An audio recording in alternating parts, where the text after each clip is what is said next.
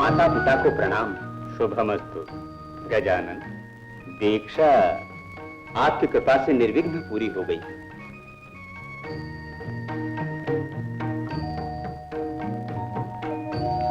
माँ, ऐसे क्यों देख रही हो? लाल, ये कैसा रूप? सुकुमार तन को, मातृ नयनों के सुखदाई स्वरूप को कुरूप क्यों कर दिया मेरे लाल?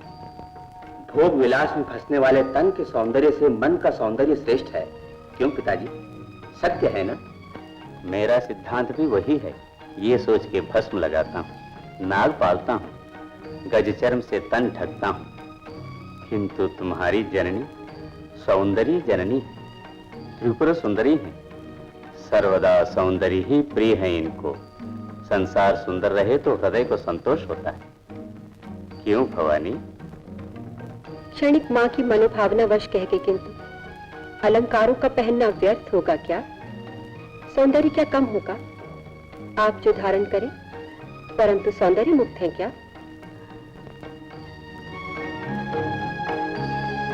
ये रूप हुआ तो क्या, हमारा लाल नैनों का फूलों भरा सौंदर्य होगा।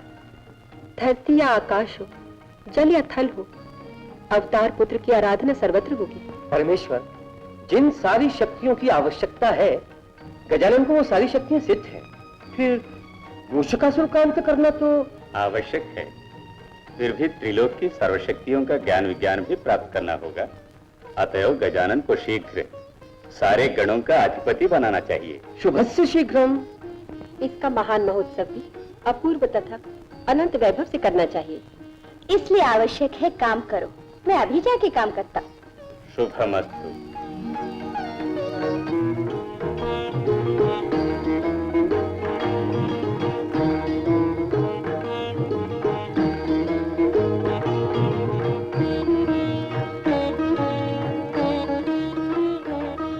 नंदी, ब्रह्मादि सकल देवताओं को तुमने निमंत्रण पत्र भी भेज दिए ना? मैं तो आदेश के अनुसार सारी व्यवस्था कर चुका हूँ। बड़ा अच्छा किया।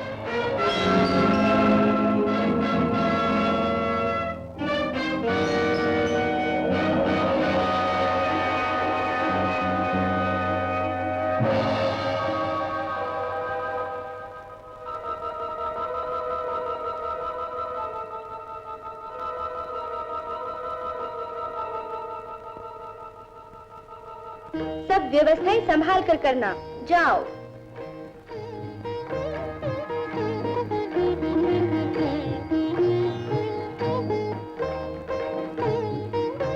मेरा अभिवादन स्वीकार हो। ओ, नंदीश्वर हैं। गणाधिपति महोत्सव कार्य आदेशानुसार सब ठीक से हो रहा है ना? आदेश का पालन तो किया जा रहा है, किंतु महावीर तो आपको कहते हैं, तो गजानन को गणाधिपति की पदवी क्यों? शिवगण में कोई भी स्वीकार नहीं करते। क्यों? अग्रज को भी महावीर कहते हैं ना? कहते क्यों नहीं, किंतु वीर तो कहते हैं आपको। राजाओं नायकों के सारे गुण भी हैं, तो फिर उन्हें क्या ये समझाने वाले नंदीश्वर ही है ना? ये मेरी बात ही नहीं, सबका अभिप्राय है। ये मानता हूँ, किंतु गजानन तो बड़े हैं ना मुझसे। न्याय नीति के विचार से वही पदवी के योग्य हैं। फिर भी बड़े हैं तो क्या हुआ, गुणों में छोटे हैं। इससे उनके कहने का अभिप्राय माने या नंदी का अभिप्राय माने? नहीं प्रभु, जो मैं कहता हूँ सभी कहते हैं, बस आप हमारी मानिए। हाँ? कैलाश में लोग भी यही चाहते हैं, उनकी इच्छा पूरी करो। ठीक है, जन अभिप्राय का हमें आदर तो करना ही चाहिए। अभी ये बात माता पिता के सम्मुख रखता हूँ।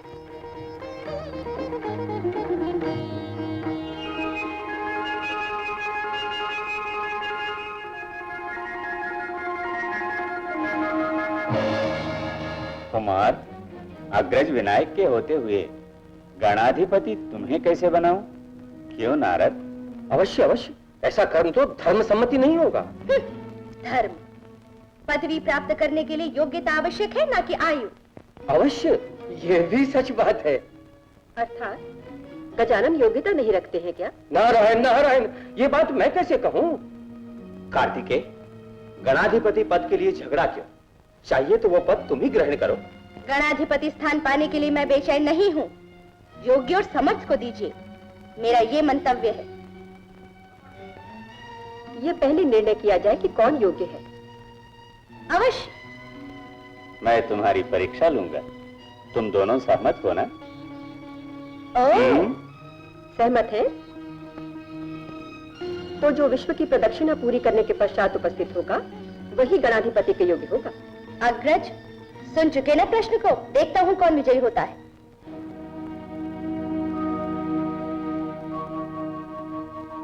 नारायण नारायण, ये है विधाता की लीला।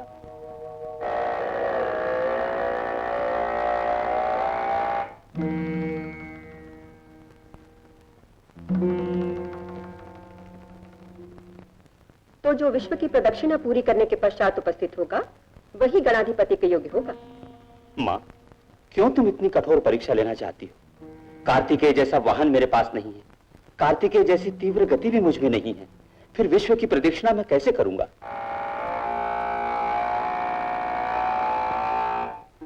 माँ, तुम्हारे कथन का अभिप्राय मैं समझ गया, मैं आ रहा हूं।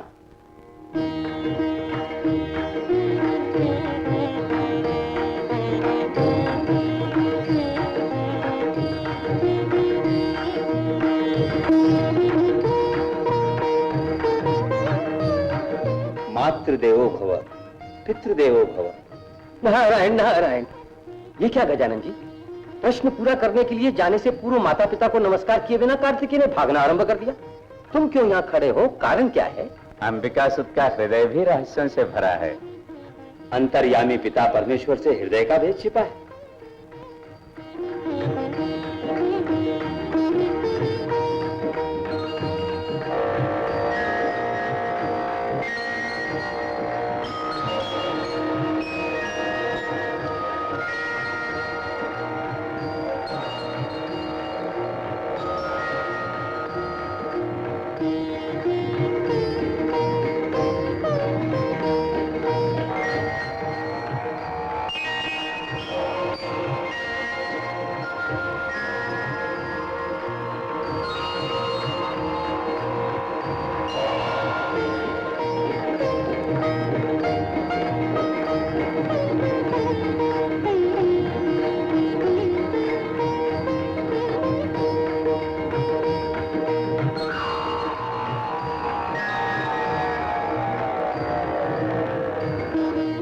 माता पिता की आज्ञा लिए बिना ही कार्तिकेय से पहले ही विश्व की 3 बार प्रदक्षिणा कर चुका हूं।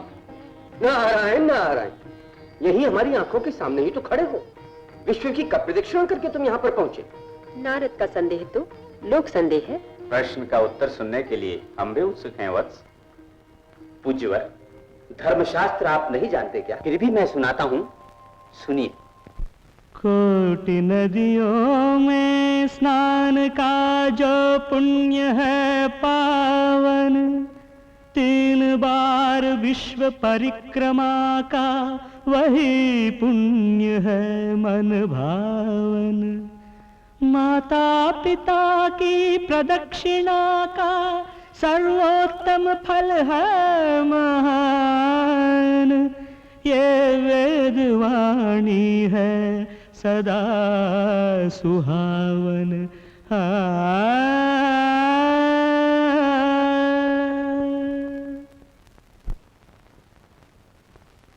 वत्स, तुम्हारी वाणी सत्य वचन है।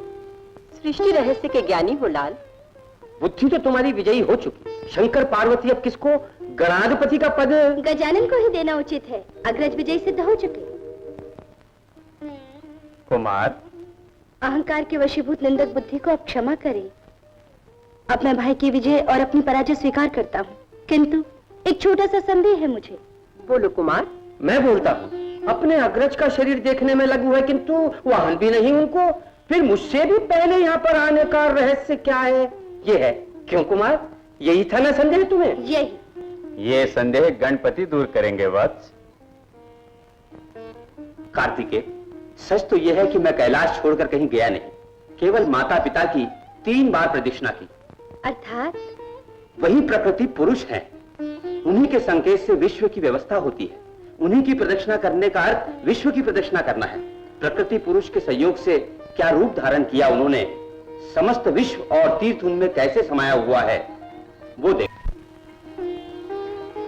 अग्रज, वीरता का अहंकार आंखों से दूर कर तुमने सत्यम शिवम सुंदरम की ज्योति दी। तुम तो मेरे पूज्य गुरु हो। आज से तुम कुमार गुरु के नाम से पुकारे जाओगे। कुमार, तुम्हारा कारणवश जन्म हुआ। गजानन को गणाधिपति बनाता हूँ और तुम्हें सेना नायक बनाता हूँ। धन्य हो प्रभु।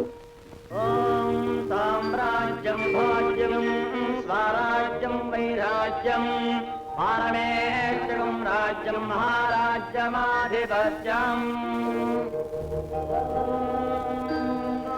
वैवस्वायै वक्पजाविकायै ओम वेयवायै बहुमाशतिलायै बहुहिरण्यायै बहुहस्तिकायै बहुदावपूरुषायै रजिमत्यै पुष्टिमत्यै बहुराजस्पोषायै राजास्तु।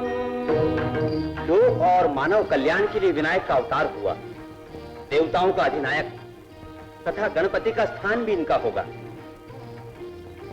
सर्वदा यज्ञ आदि अवसर हो या कोई शुभकारी पूजा का अवसर आए तो विघ्नेश्वर की पहले विधि पूर्वक पूजा की जाएगी। जय हो महागणपति की जय हो, दिव्य जय हो। त्रिमूर्ति शक्ति के साथ पूज्यवर देवगणों की शक्ति सिद्धेश्वर गणपति के अधीन बनी रहेंगी। चिरंजीव सर्वगणाधिपति होकर सर्वशक्ति संपन्न होकर सज्जन रक्षा दुर्जन संहार करो। पावन रूपों से 16 गणपति बनकर 14 भुवन में सर्व पूज्य हो मेरे लाल। धन्योस्मि। ओम नमो व्रातपतये नमो गणपतये नमः प्रमथपतये नमस्ते विघ्न विनाशिने नमो दशभुज महागणाधिपतये नमो